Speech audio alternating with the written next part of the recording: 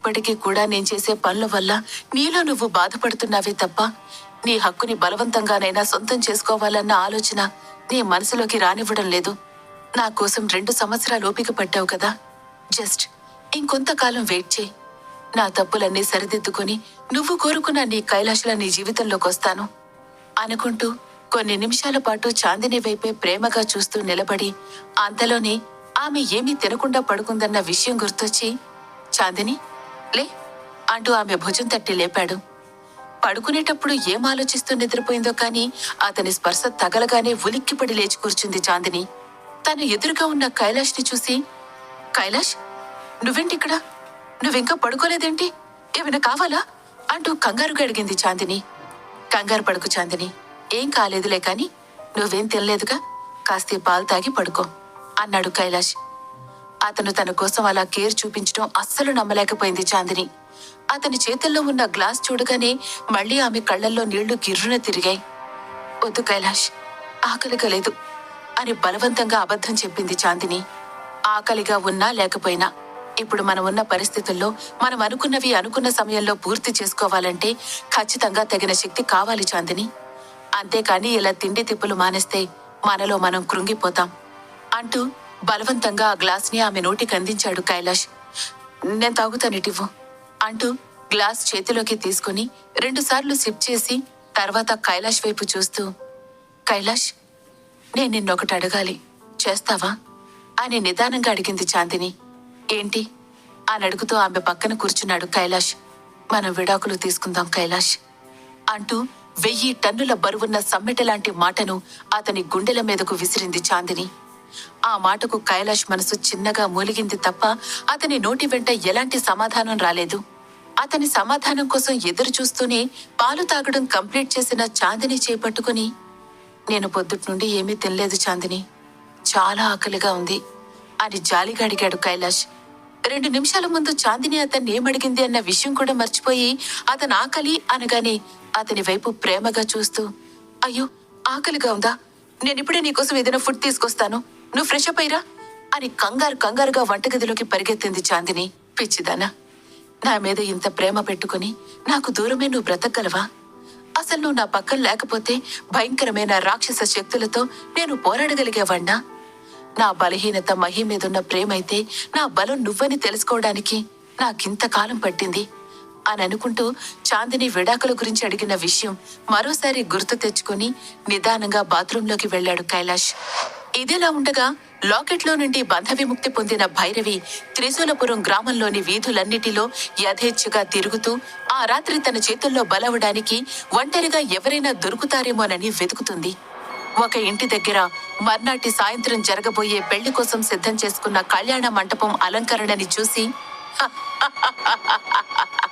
నన్ను బంధించామని సంబరపడిపోతూ నేను తిరిగొచ్చానన్న విషయం కూడా పట్టించుకోకుండా పెళ్లిళ్ళు పండుగలు చేసుకుంటున్నారా? రేపు రాత్రి జరగబోయే ఆ వివాహ మహోత్సవమే ఈ గ్రామానికి నా శత్రువులకి మరణ శంఖారావం కాబోతుంది. చూస్తాను ఈసారి నా చేతుల్లో నుండి మిమ్మల్ని ఎవరు కాపాడతారు అని మరోసారి వికృతంగా నవ్వుకొని అక్కడి నుండి అదృశ్యమైంది భైరవి. అయితే అదే సమయంలో కాశీనాథ్ గదిలో కటిక నేల మీద ఆసనం వేసుకుని కూర్చుని బంధ విముక్తి పొందిన భైరవి మర్నాడు చేయబోయే మారణ కాండను ఎలాగైనా ఆపాలని తలపోస్తూ ధ్యానం చేయడం మొదలుపెట్టాడు. ఇప్పుడు అతనికి భైరవిని బంధించగల శక్తి కాని ఆమెతో పోరాడే శక్తులు కాని ఏమీ లేవు. అంకే ఆమెను ఓడించాలని కష్టపడటం కంటే ఆమె చేతుల్లో మరో ప్రాణం పోకుండా చూడాలని శతవిధాలా ప్రయత్నిస్తున్నాడు కాశీనాథ్. అతని సాధన మొత్తం ఆ గ్రామానికి ఎలాగైనా ఒక రక్షణ వలయాన్ని సృష్టించాలనే దాని మీదే కాన్సంట్రేట్ చేశాడు. అలా కొంతసేపు సాధన చేసుకున్న తర్వాత భైరవిని బంధించడానికి ఒక మార్గం ఉందని తెలుసుకుని దాని గురించి తెల్లవారిన తర్వాత నంది కైలాషులకు చెప్పాలని నిర్ణయించుకుని నిద్రకు ఉపక్రమించాడు కాశీనాథ్. కైలాష్ ఆకలి అనడంతో కిచెన్లోకి వెళ్లిన చాందిని గబగబా ఫుడ్ ప్రిపేర్ చేసి అన్ని ఒక ట్రేలో సర్దుకుని తన గదిలోకొచ్చింది. ఆమె వచ్చేటప్పటికీ కూడా కైలాష్ ఇంకా వాష్రూంలో నుండి బయటికి రాకపోవడంతో తన చేతిలో ఉన్న ట్రేను మంచం పక్కన ఉన్న టేబుల్ మీద పెట్టి అతని కోసం వెయిట్ చేసాగింది. కొన్ని క్షణాలకు వాష్రూమ్ తలుపులు తీసుకుని ముఖం తుడుచుకుంటూ గదిలోకొచ్చిన కైలాష్ చాందిని అతని కోసం వెయిట్ చేస్తూ కనిపించడంతో, ఓ వచ్చేసావా? సరే, చాలా ఆకలిగా ఉంది, ముందు భోజనం పెట్టు అని వచ్చి చాందిని పక్కనే కూర్చున్నాడు. ఆ సరే, ఒక్క నిమిషం అంటూ తను తెచ్చిన భోజనాన్ని ప్లేట్లో వడ్డించిచ్చింది చాందిని. ఆతృతగా భోజనం తినాలనే తొందరలో చేయి పెట్టి గబగబా అన్నాన్ని కలిపిన కైలాష్కు కూరలో కారం తగిలి అబ్బా అంటూ తన చేతిని వెనక్కి తీసుకుని ఊదుకోసాగాడు. ఏమైంది కైలాష్ అంటూ అతని చేతిని తన చేతుల్లోకి తీసుకుని చూసిన చాందినికి అతని చేతిలో గాయాలు కనబడటంతో, అందుకే చెప్పాను నీకు రెస్ట్ తీసుకోమని. ఎప్పుడూ మా అందరి గురించే కాదు, అప్పుడప్పుడు నీ గురించి కూడా నువ్వు ఆలోచించుకోవాలి. అయినా ఈ గాయాలు ఎలాగయ్యాయి అంటూ బాధని కోపాన్ని కలగలిపి చిన్నగా అరిచినట్లు కసురుకుంది చాందిని.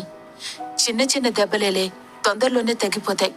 శ్రీనుతో జరిగిన గొడవలో తగిలినట్లున్నాయి, చూసుకోలేదు అని చాందినితో చెప్పి, నా గురించి చూసుకోవడానికి నువ్వుండగా నాకింకా బాధ భయం దేనికి చాందిని అని ప్రేమగా మనసులో అనుకుంటూ మళ్ళీ అన్నం తినడానికి చేతిని ప్లేట్లో పెట్టబోయాడు కైలాష్.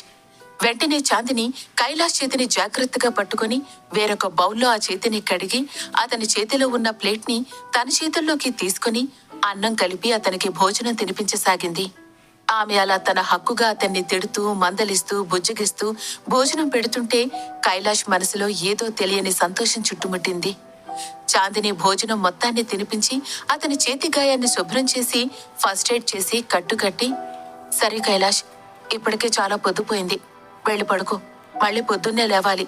అసలే భైరవి సమస్య ఇంకా అలాగే మిగిలిపోయి ఉంది కదా అని అంది చాందిని. అవును చాందిని, ఇప్పటికే చాలా అలసిపోయాను, నేను వెళ్ళి రెస్ట్ తీసుకుంటాను, గుడ్ నైట్ అంటూ ఆమె గది గుమ్మం దగ్గరకొచ్చి వెనక్కి తిరిగిన కైలాష్కు తన వెనకే చాందిని కనిపించటంతో, thank you Chandini, thank you for everything అంటూ ఆమె నుదుటిన ముద్దు పెట్టుకుని ఆమె రియాక్షన్ కోసం చూడకుండా అక్కడి నుండి వడివడిగా తన గదిలోకి వెళ్లిపోయాడు కైలాష్. సడన్ గా కైలాష్ అలా తనకి ముద్దు పెడతాడని ఎక్స్పెక్ట్ చేయని చాందిని అతను ఒక్కసారిగా అలా ముద్దు పెట్టడంతో ఏదో అపురూపమైన భావన తనని చుట్టుముట్టి కొన్ని నిమిషాలు కళ్ళు మూసుకొని అలా నిలబడిపోయింది. కొన్ని క్షణాలకు తేరుకొని కైలాష్ ముద్దు పెట్టిన చోట తన చేతితో తడుముకొని చిన్నగా సిగ్గుపడుతూ తన రూంలోకి వెళ్లి తలుపులు మూసుకుంది చాందిని. అప్పటి వరకు చాటుగా ఉండి ఇదంతా గమనిస్తున్న మహి కోపంతో తనలో తానే రగిలిపోతూ విసురుగా తన గదిలోకి వెళ్లి బెడ్ మీద కూర్చొని, ఎంత మారిపోయావు కైలాష్, కనీసం 2 సంవత్సరాలు కూడా నా కోసం వెయిట్ చేయలేకపోయావా? లేదు, నువ్వు అలాంటోడివి కాదని నాకు తెలుసు. ఈ చాందినియే నిన్నేదో మాయ చేసింది. నిన్ను దక్కించుకోవడం కోసం నేనెంత దూరమైనా వెళ్ళడానికి సిద్ధమే అని నీకు కూడా తెలుసు కదా కైలాష్.